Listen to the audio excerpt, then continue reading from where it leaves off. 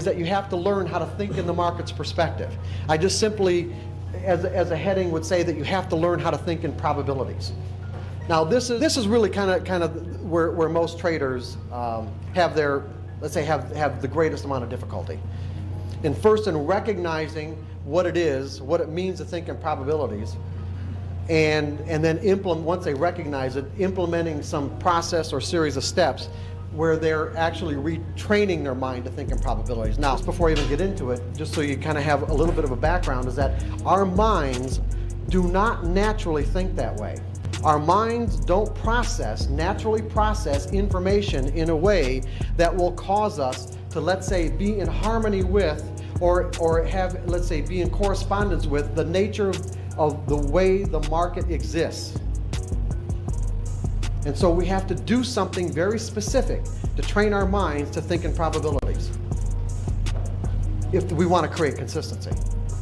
The third category is all the, let's say, conflicting energy that exists inside of us. I'm saying conflicting energy, conflicting beliefs, or whatever that would argue against us accumulating vast sums of money as a trader.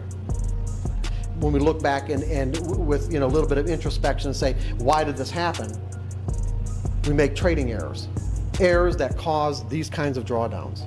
If I wasn't conscious of what I was doing and why I was doing it in the moment, I could have very easily let that trade go, and it could have been more than what I anticipated.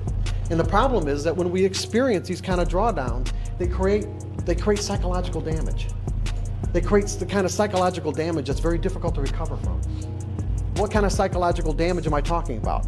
The lack of self-trust. We don't trust ourselves anymore. And when we don't trust ourselves to do what we need to do when we need to do it without any reservation, without any hesitation, what ends up happening is that we end up generating fear. And what we're going to find out in a little bit is that fear has a very insidious effect on our ability to be objective and see what the market is offering us in any given moment. Because we can define the market as this kind of never-ending opportunity flow.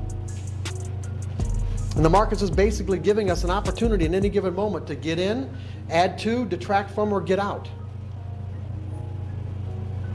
But it's this never-ending flow. Now, if we're not perceiving it as this never-ending flow, the market's not causing us to perceive it that way.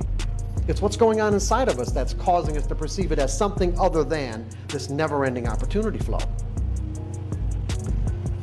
And those are the kinds of internal forces that cause these kind of drawdowns.